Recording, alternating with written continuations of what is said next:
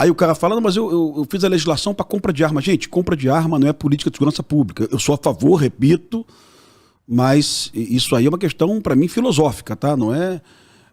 para mim é muito mais que isso. Eu precisava, no Brasil hoje, repensar os critérios. Eu não estou falando para acabar, viu, Glauber?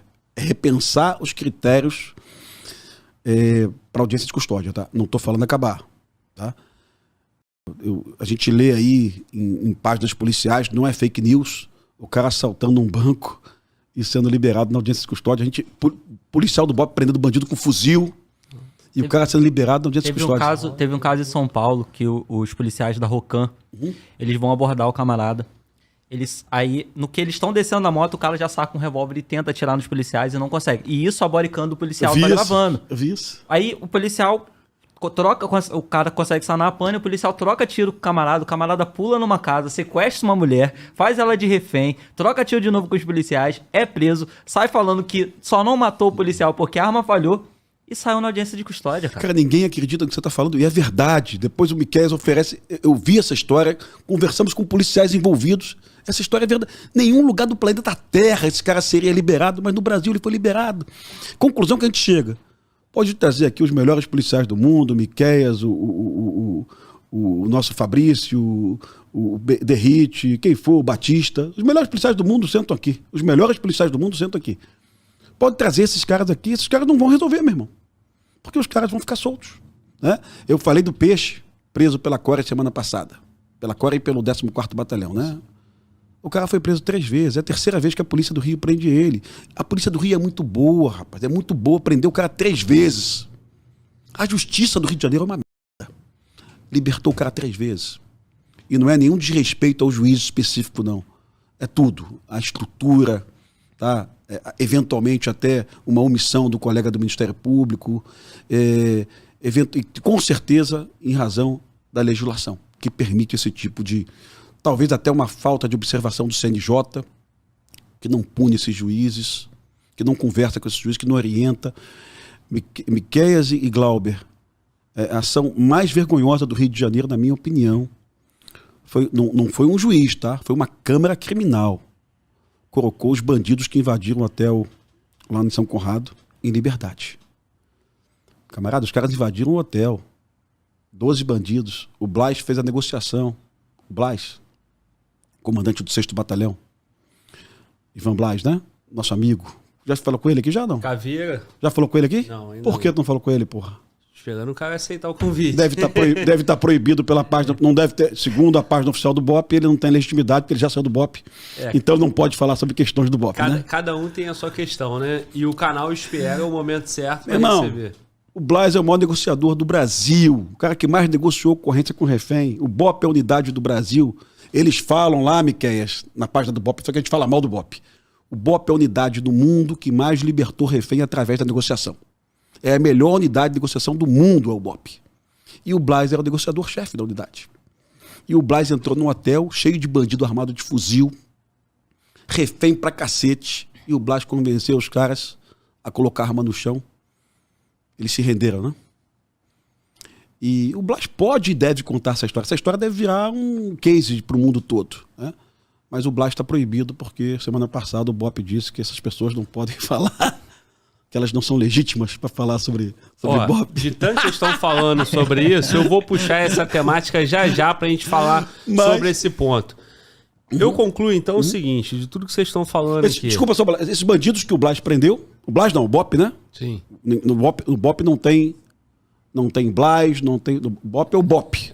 É o BOP, conjunto, né? É o conjunto. Sempre isso, sempre o BOP. Não tem estrelismo, nunca teve. Esses bandidos que o Blas prendeu foram soltos. Porque a Câmara Criminal do Rio de Janeiro, uma Câmara específica, acho que foi a 3ª, ou a 5ª, eu acho, resolveu soltar os caras porque teve perda de prazo do Ministério Público. O Ministério Público não conseguiu aquele termo interessante, individualizar a conduta, né? Então os caras foram soltos, cara.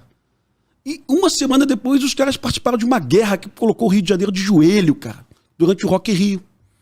O Poder Judiciário do Rio de Janeiro provocou uma guerra na Rocinha, tá? Em função da falta de entendimento de uma Câmara Criminal, sabe? Foi verdade, tá? É um desembargador que até respondeu em várias questões esquisitas aí, né? Pode falar o nome, Glauber? É contigo. Não, não me provoca. Quem vai ser processado é você. Não me provoca, meu irmão. Não me provoca. Eu não... Tu quer ouvir. Mas eu posso ouvir depois. Agora, se quiser que todo mundo escute, é contigo, irmão. Cara, eu critiquei ele eu critiquei ele. O nome dele é Ciro Darlan. Eu critiquei ele. Ele não responde por causa dessa decisão dele, não. É por causa de outras decisões, tá? Por causa dessa específica, ele não responde. Mas ele colocou em liberdade esses bandidos, tá? Ele alega que agiu dentro da lei. E eu tenho certeza que ele agiu nessa questão dentro da lei. Tá? Em função de todas as confusões da lei brasileira que deixam um desembargador ter essa interpretação e decidir dessa forma. Então, os bandidos que o Blas prendeu, o Blas quase morreu para prender esses caras.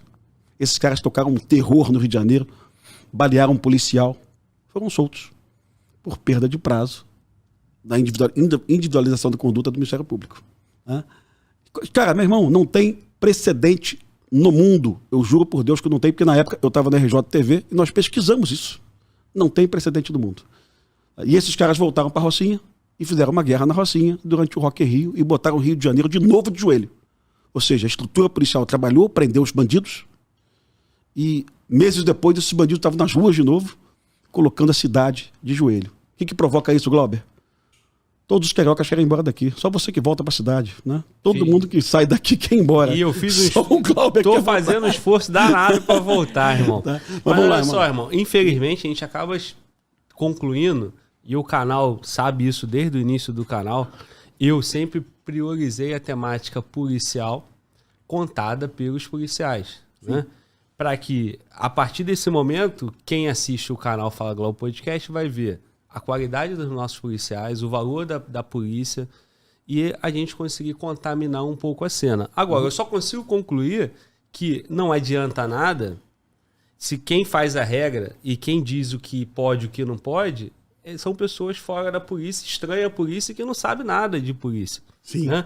Então, a gente fica nessa. Não pode operar às 6, não pode operar às 12, não pode ter efeito colateral, não vale a pena entrar na favela para pegar uma carga pequena de droga, não vale a pena pegar o moleque do... Tudo coisa que nós já falamos aqui no início. Não vale a pena pegar o moleque da Zona Sul, que estuda, que fala 3 línguas, que está trabalhando, que é produtivo, e botar dentro de uma cadeia, porque não se justifica, esse cara dá para recuperar. A gente vai entrando numa cena, irmão, que parece que os caras estão conseguindo ganhar o jogo de amarrar a polícia de todas as formas. E a polícia teimosa trabalha, eles vão lá e saltam na audiência de custódia. A polícia é teimosa, cara, tu fala a verdade. A polícia é teimosa, meu irmão. O polícia é teimoso, o polícia continua acreditando. Eu vou tentar arrumar essa porra, eu vou tentar arrumar isso. Eu tô desse lado, de mostrar os caras que continuam trabalhando. Agora, Glauber, sabe o que é bom nisso, cara? Assim, teu público não é só policial, você sabe disso. Eu viajo o interior do Brasil, dou palestras eventualmente, né? Então eu viajo o interior do Brasil e eu converso com gente onde você não imagina, cara. Sinop, Lucas do Rio Verde, Sorriso. E o cara fala, pô, eu assisto Fala Glauber. Eu assisto, pô, que legal, que bacana. E aí você... Estavam te cobrando aqui, irmão? Sim. Sim. Que bom. Mas eu sempre cobrar aqui, porque, pô. Brasília tava difícil de ir, irmão. Rodou o Brasil todo, mas não veio no Fala Glauber, irmão. Aí o cara. Cara, desculpa, meu irmão, que vergonha. Eu tava viajando, meu irmão. Tu viu? Tá Voltei pro Rio só por isso, irmão. E aí, o Glauber, o que você tem um canhão aqui e você tá falando para 18, 12, 13, 14 milhões de brasileiros, né? Um vídeo teu aqui é muito mais acessado, mas muito mais acessado que um vídeo do UOL. Você sabe disso? Muito mais do que o UOL. Muito mais que o UOL. Então você tem a capacidade de influenciar, de fazer com que os brasileiros pensem um pouco, reflitam. E daqui a 4 anos, irmão, o cara chega, tá bom, Miquel, você é candidato a deputado federal? O que você vai fazer? O que você vai me apresentar? Né? Eu quero saber o que você vai me apresentar. Não estou falando que ele é não, tá? Mas Tô falando, mas o que você vai me apresentar? Porque, camarada, 4 anos de governo Bolsonaro, uma bancada policial pesada, forte, com muitos votos. Não fizemos propostas de leis inteligentes, com exceção da do Derrite. Com exceção da do Derrite, que foi o fim da saidinha, né? E o Derrite, semana passada, me contou uma história interessante, cara. Uma pessoa lá em São Paulo, de periferia, que votava no Lula, para presidente, votava no Haddad para governador de São Paulo, votou no Derrite para policial federal, para deputado federal. Derrite, eu voto em você porque eu tenho um problema com um parente que sai da cadeia na saidinha, né? Ou seja, o cara pobre concordando com o Derrite que a saidinha é um problema para a segurança. Só quem não concorda com isso é a esquerda que tenta manter essa loucura. Quem não convive com o problema. É quem não convive com o problema. Você falou certinho, Miquel.